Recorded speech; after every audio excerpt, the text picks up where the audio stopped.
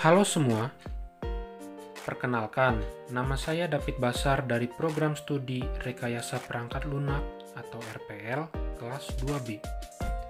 Pada kesempatan kali ini, saya akan membahas mengenai 3 bahasan materi di mata perkuliahan Matematika Diskrit sekaligus menyelesaikan ujian akhir semester pada mata kuliah ini. Tanpa berlama-lama, mari kita mulai. Materi yang dibahas adalah A. Kombinatorial, B. Graf, dan C. Pohon.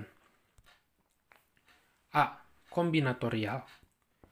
Kombinatorial adalah cabang matematika yang bertujuan untuk menghitung jumlah penyusunan objek-objek tanpa harus mengenumerasi semua kemungkinan susunannya.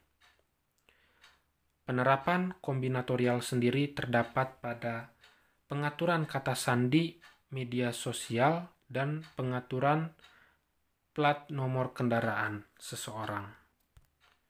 Kemudian ada prinsip enumerasi kombinatorial. Prinsip enumerasi dalam kombinatorial sendiri yaitu 1. Prinsip dasar menghitung, 2. Prinsip inklusi dan eksklusi, 3. Permutasi, 4. Kombinasi. Pertama, prinsip dasar menghitung. Prinsip dasar menghitung terbagi menjadi 2 kaidah perhitungan, yaitu kaidah perkalian atau rule of product dan kaidah penjumlahan atau rule of sum.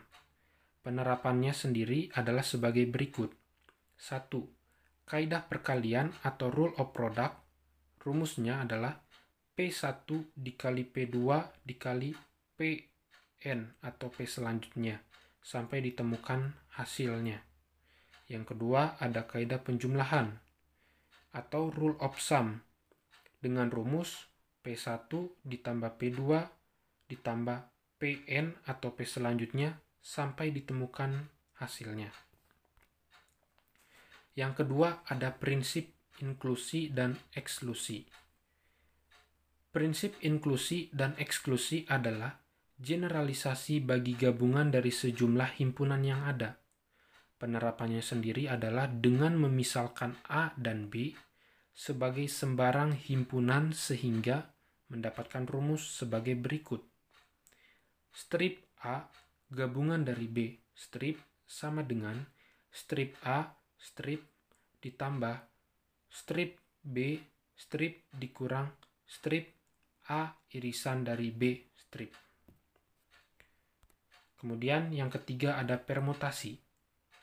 Permutasi adalah susunan yang dibuat dengan memperhatikan sebuah urutan dari objek yang ada. Permutasi juga berkaitan dengan kaidah perkalian yang permutasi dari n objek, yaitu sebagai berikut.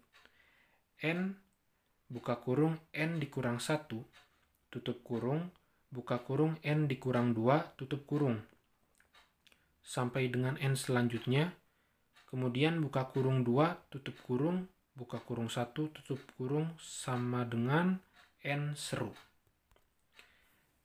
Yang keempat ada kombinasi. Kombinasi adalah kebalikan dari permutasi, di mana dalam permutasi, urutan kemunculan diperhitungkan, sedangkan dalam kombinasi, urutan kemunculan diabaikan.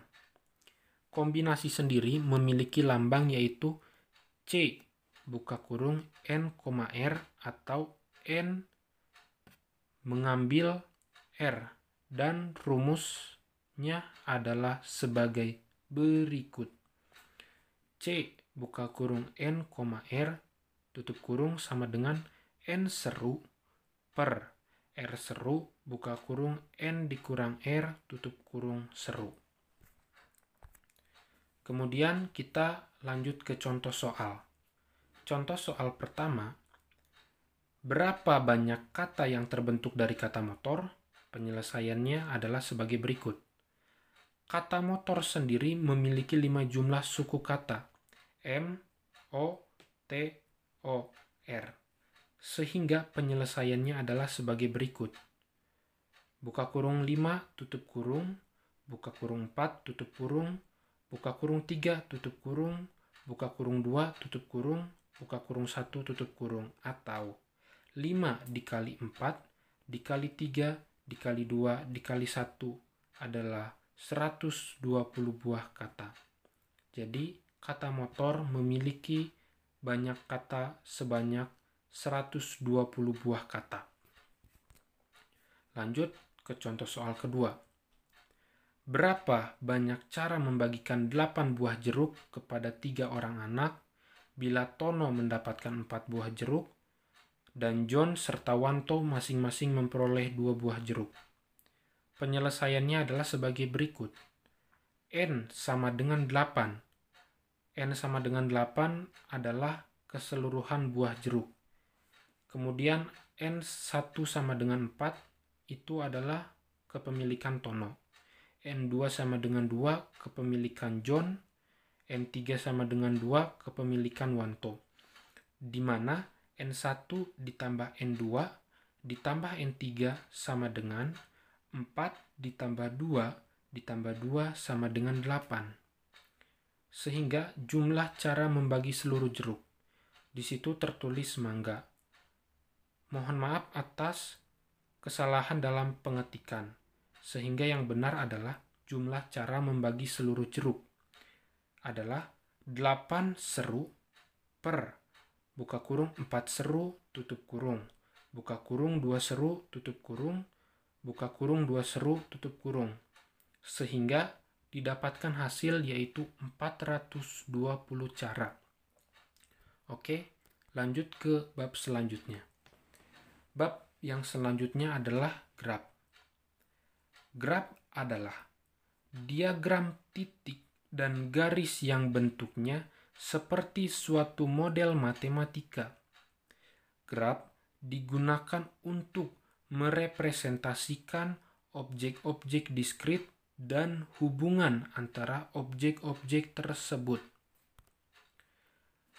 Di sini saya juga menuliskan sejarah graf. Graf sendiri bermula dari penyelesaian masalah jembatan Königsberg di Jerman pada tahun 1736 dengan representasi penyelesaian yaitu sebagai berikut. Pertama, simpul atau vertex untuk menyatakan daratan. Dan yang kedua ada sisi atau edge yang menyatakan jembatan. Kemudian saya juga membuat gambar dari sejarah graf.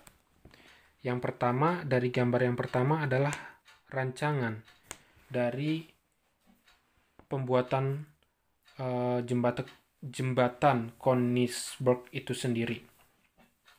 Yang kedua, di sini ada penemu dari graf sendiri, yaitu Leonhard Euler. Kemudian di sini ada rancangan jembatan Königsberg yang dibangun di Jerman pada saat itu dengan memperhatikan angka dan perhitungan yang tepat dari gambar di bawah sini. Kemudian kita lanjut. Ada jenis-jenis graf. Jenis-jenis dalam graf sendiri yaitu sebagai berikut. Pertama, ada graf sederhana. Yang kedua, ada graf tak sederhana. Yang ketiga, ada graf berarah. Dan yang keempat, ada graf tak berarah. Lanjut. Graf sederhana.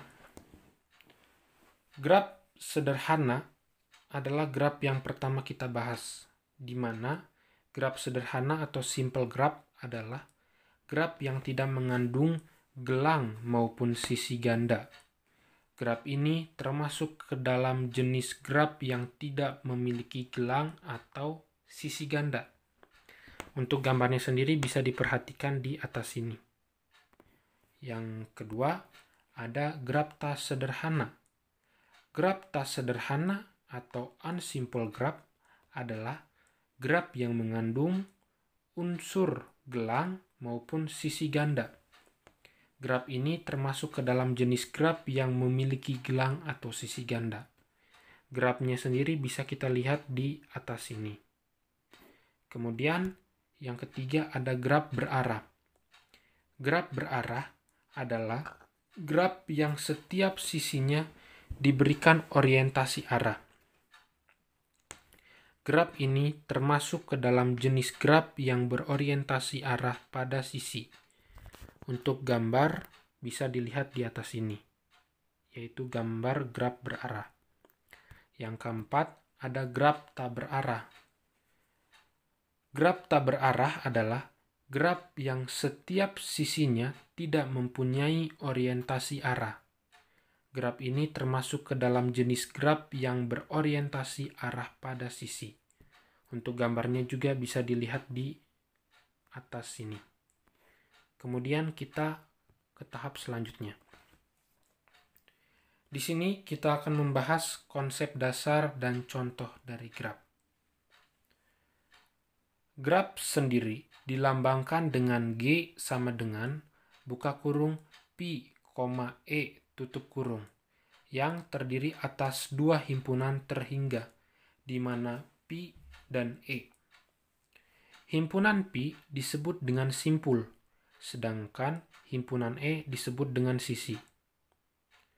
Contoh graf sendiri ada banyak yang saya rangkum sebagai berikut. 1. Ada graf isomorfik.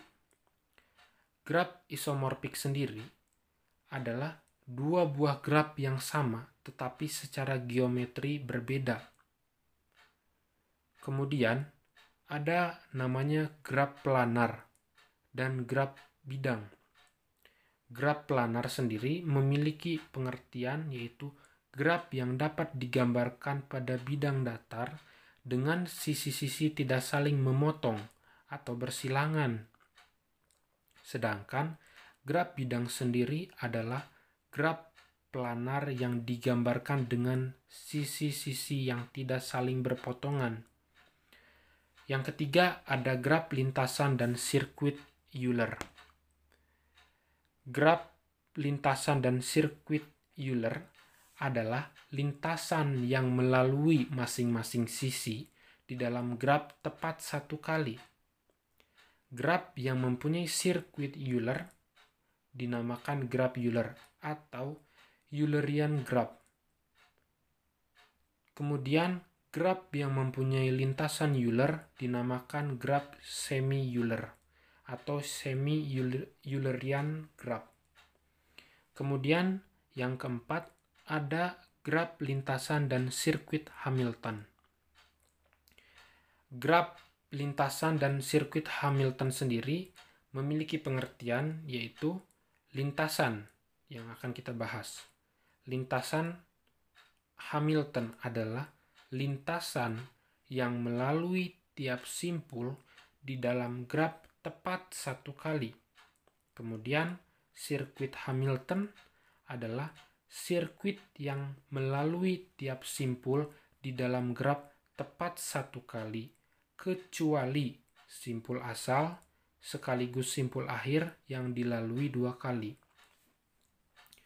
Graf yang memiliki sirkuit Hamilton bernama graf Hamilton, sedangkan graf yang memiliki lintasan Hamilton bernama graf semi-Hamilton. Kemudian di sini ada gambar dari graf itu sendiri. Gambar dari graf itu sendiri seperti graf isomorfik yang pertama. Graf isomorfik yang pertama tepat di bawah kanan saya. Ini adalah namanya graf isomorfik. Atau tadi dua buah graf yang sama tetapi secara geometrinya berbeda. Yang kedua ada graf planar. Graf planar tadi graf yang digambarkan pada bidang datar dengan sisi tidak saling memotong atau bersilangan. Dan di sini ada temannya yaitu graf bidang, yaitu graf yang digambarkan dengan sisi yang tidak saling berpotongan. Kemudian ada lintasan sirkuit Euler. Lintasan sirkuit Euler ada di sebelah kiri atas saya, yang dimana hanya bisa melintas satu kali. Dan yang di sebelah kanan saya adalah lintasan sirkuit Hamilton, di mana lintasannya juga dilalui oleh simpul hanya satu kali saja. Kemudian, di dalam grab sendiri ada beberapa aplikasi grab yang sering digunakan. Beberapa aplikasi grab yang digunakan tentunya bisa bertujuan untuk mempermudah dalam penentuan grab itu sendiri. Seperti satu, lintasan terpendek. Yang kedua, persoalan tukang pos dari Republik Rakyat Tiongkok. Yang ketiga, ada pewarnaan grab atau grab coloring. Grab coloring biasanya membahas tentang pewarnaan simpul dan pewarnaan sisi. Di sini saya akan membahas sedikit mengenai pewarnaan grab atau grab coloring. Pewarnaan simpul yang saya sebutkan tadi bertujuan untuk memberikan warna pada simpul grab sehingga dua simpul yang bertetangga bisa memiliki warna yang berbeda dan tidak adanya miskomunikasi dari setiap grab yang ada. Contoh dari pewarnaan grab sendiri yaitu penerapannya pada lampu lalu lintas yang terdapat pada persimpangan maupun pertigaan jalan. Kemudian kita lanjut ke contoh soal dari bahasan grab. Contoh soal yang pertama, diketahui gambar sebagai berikut. Gambarnya sudah kita perhatikan. Kemudian pertanyaannya, tentukan lintasan Euler dari gambar tersebut. Penyelesaiannya adalah sebagai berikut. Sirkuit Euler adalah jalur yang nilainya tidak ada pengulangan atau hanya satu kali saja, dan setiap simpulnya pasti selalu berderajat genap. Sehingga sirkuit Euler adalah 1, 2,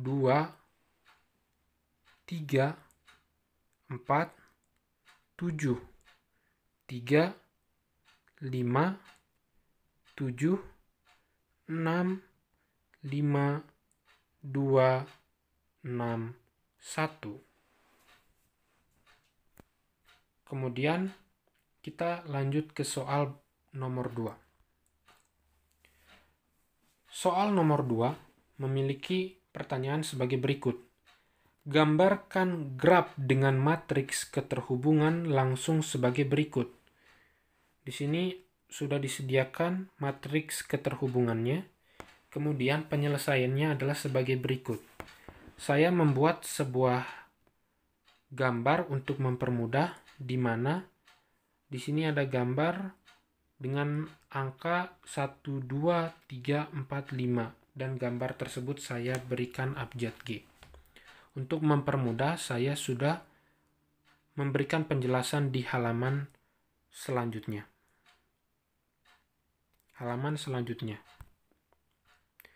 Untuk penjelasan jawaban nomor 2 sendiri adalah 1. Entry baris 1, kolom 1 sama dengan 0. Artinya, tidak ada sisi loop pada titik 1. Yang kedua, entry baris 1, kolom 2 sama dengan 1. Artinya, ada satu sisi yang menghubungkan titik 1 dan 2. Yang ketiga, entry baris 1, kolom 3 sama dengan 0. Artinya, tidak ada sisi yang menghubungkan titik 1 dan 3. 4. Entry baris 1, kolom 4 sama dengan 2. Artinya, ada dua sisi yang menghubungkan titik 1 dan 4 sampai dengan seterusnya. Kemudian kita lanjut ke materi tentang pohon atau tree. Pohon adalah graf tak berarah terhubung yang tidak mengandung sirkuit. Sedangkan hutan atau forest adalah kumpulan pohon yang saling lepas dan graf yang tidak terhubung dengan sirkuit. Kita lanjut ke slide selanjutnya. Sejarah pohon atau tree. Sejarah pohon atau tree juga saya buat. Sejarah pohon sendiri yaitu pertama kali digunakan oleh seorang matematikawan Inggris yang bernama Arthur Cayley pada tahun 1857. Penggunaan pohon atau tree sendiri digunakan oleh Arthur Cayley, seorang matematikawan Inggris tadi, untuk menghitung jumlah senyawa kimia. Selanjutnya, sifat-sifat dalam pohon. Yang pertama adalah pohon merentang atau spanning tree. Pohon merentang atau spanning tree adalah upagraf merentang yang berupa sebuah pohon, di mana pohon merentang diperoleh dengan memutus sirkuit di dalam sebuah graf. Kemudian, setiap graf terhubung mempunyai paling sedikit satu buah pohon yang merentang. Kemudian, di dalam pohon merentang sendiri ada namanya pohon merentang minimum. Pohon merentang minimum disebut pohon merentang minimum atau minimum spanning tree yang saling terhubung dan mempunyai lebih dari satu pohon yang merentang. Yang kedua, kita membahas tentang pohon berakar. Pohon berakar sendiri adalah pohon yang satu buah simpulnya diperlakukan sebagai akar dan sisi-sisinya diberi arah sehingga menjadi graf yang berarah atau rooted tree. Di dalam pohon berakar sendiri ada banyak sebuah terminologi yang patut kita bahas. Yang pertama ada anak or child dan orang tua atau parent, di mana ada satu kesinambungan antara parent atau orang tua dengan anak-anaknya atau children-nya. Yang kedua ada lintasan atau vet. Yang ketiga ada saudara kandung atau sibling. Yang keempat ada upa pohon atau subtree. Yang kelima ada derajat atau degree. Derajat bisa kita bilang sebagai sebuah jumlah dalam simpul pada pohon tersebut. Kemudian ada daun atau leaf. Yang ketujuh ada simpul dalam atau internal nodes. Yang kedelapan ada aras atau level atau tingkat. Yang kesembilan ada tinggi or height atau kedalaman or depth. Itu kesembilan komponen tadi merupakan bagian dari pohon berakar atau rooted tree. Kemudian yang ketiga kita membahas pohon terurut atau ordered tree. Pohon terurut sendiri adalah pohon berakar yang urutan anak-anaknya sangat penting. Kenapa dikatakan penting? Karena mereka memiliki sebuah satu kesinambungan antara satu cabang dengan cabang yang lainnya. Kemudian kita membahas yang keempat, yaitu pohon N-early. Pohon N-early adalah pohon berakar yang setiap simpul cabangnya mempunyai paling banyak N buah anak. Kemudian, pohon N-early juga bisa dikatakan teratur atau penuh jika setiap simpul cabangnya mempunyai tepat N anak. Di dalam pohon N-early sendiri ada cabang-cabangnya seperti pohon biner atau binary tree. Binary tree sendiri adalah pohon N-early dengan jumlah yang sangat banyak dan dibantu dengan sebuah aplikasi. Aplikasinya ini penting untuk memberikan sebuah kesimpulan mengenai anak-anak yang nantinya bisa menghasilkan sebuah angka. Kemudian ada namanya pohon biner seimbang. Pohon biner seimbang di mana semua memiliki keseimbangan antara satu komponen dengan komponen yang lainnya. Kemudian, di dalam pohon biner sendiri ada penerapan-penerapannya yang perlu kita ketahui. Pertama, namanya pohon ekspresi. Yang kedua, ada pohon keputusan. Yang ketiga, ada kode awalan. Yang keempat, ada kode Huffman. Dari semua kode tersebut memiliki peran penting dalam keseluruhannya. Dan yang kelima, pohon biner. Pohon biner tadi memiliki satu kesatuan dengan pohon NRI. Pohon biner tadi adalah pohon yang paling penting karena banyak penerapan aplikasinya dan mempunyai paling banyak 2 buah anak, dengan pembedaan anaknya adalah anak kiri atau left child dan anak kanan atau right child. Dan perbedaan urutan anaknya itu bisa dibilang sebagai pohon terurut.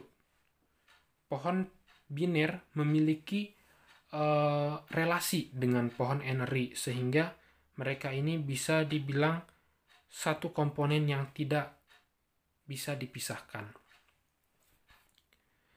Di sini saya akan membahas di sini gambar-gambar dalam sifat pohon. Di sini adalah semua pohon yang tadi saya katakan. Di sini ada pohon merentang, kemudian di sini ada pohon NRI. Pohon merentang ada di bagian kiri atas, pohon NRI ada di bagian kanan bawah. Kemudian pohon biner. Pohon biner itu dari anak-anaknya. Ada yang kiri kanan, ini namanya pohon biner. Dan ada namanya pohon terurut. Pohon terurut atau pohon berakar. Ada di bagian kanan atas. Kemudian slide selanjutnya ada penerapan algoritmanya. Penerapan algoritmanya sendiri terbagi menjadi 2, yaitu algoritma Prim dan algoritma Kruskal. Algoritma Prim sendiri terdapat pada gambar di sebelah kiri atas saya. Kemudian algoritma Kruskal terbagi di gambar sebelah kanan saya. Kita bahas algoritma Prim. Algoritma Prim itu untuk menentukan bobot minimum dalam penerapan algoritma itu sendiri dalam bahasan pohon. Sedangkan algoritma Kruskal sendiri digunakan untuk memberikan representasi berupa kode program untuk menyelesaikan sebuah permasalahan baik dalam hitungan matematika untuk menghasilkan hasil yang benar dan yang tepat. Kemudian kita membahas ke contoh soal yang pertama dari bahasan pohon atau tree. Soalnya adalah sebagai berikut. Tentukan pernyataan berikut, apakah benar atau salah, serta berikan alasannya. 1. Sebuah titik P dari pohon T adalah titik potong jika dan hanya jika D buka kurung P tutup kurung lebih besar sama dengan 1. Soal yang kedua, jika G adalah sebuah graf yang tepat memiliki sebuah spanning tree, maka G adalah pohon. Untuk itu, penyelesaiannya ada di halaman berikutnya. Untuk penyelesaian soal nomor 1 bagian 1, jawabannya adalah sebagai berikut. Jawabannya untuk pernyataan nomor 1 adalah salah. Alasannya adalah karena titik P pada pohon merupakan titik potong jika dan hanya jika D buka kurung Pi tutup kurung lebih besar sama dengan 2. Hal ini terjadi karena titik pada pohon dengan derajat 1 atau titik ujung bukan titik potong, karena penghilangan titik ini beserta satu sisinya tidak membuat graf menjadi tak terhubung.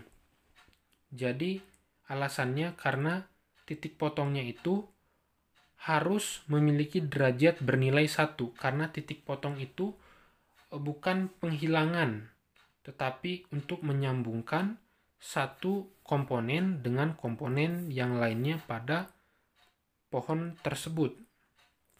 Kemudian, penyelesaian soal nomor 1 bagian 2, yaitu jawabannya sendiri, yaitu benar.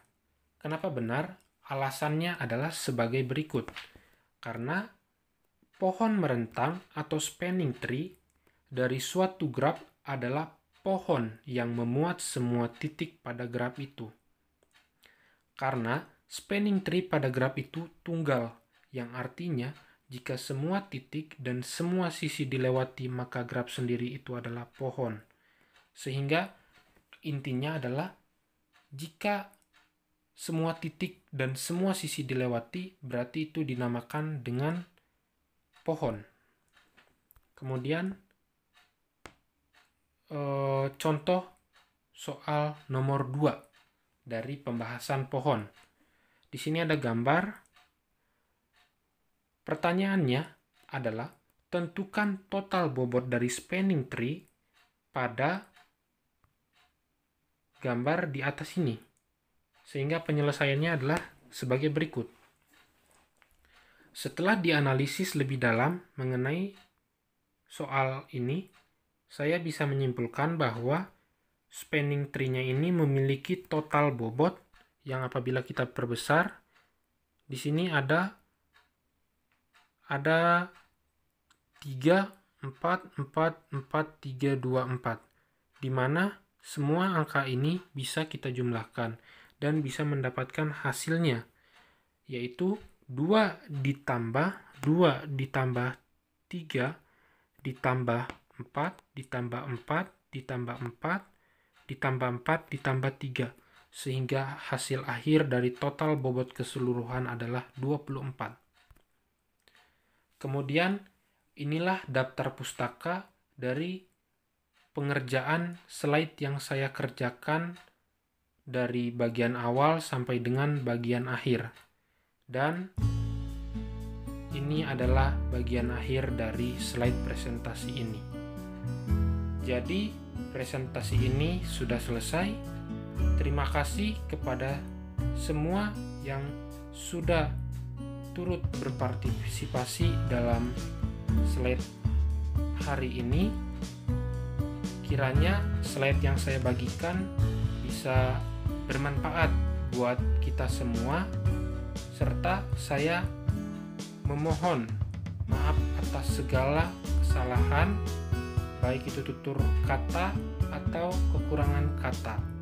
Dan apabila ada yang salah maupun tidak sesuai, bisa diberitahukan di bawah kolom komentar. Dengan demikian, jangan lupa like, komen, dan subscribe channel saya, serta bagikan kepada teman-teman kalian apabila materi yang saya bagikan ini bermanfaat. Semoga pertemuan kali ini bisa menjadi berkat bagi kita semua. Akhir kata saya ucapkan terima kasih dan sampai jumpa.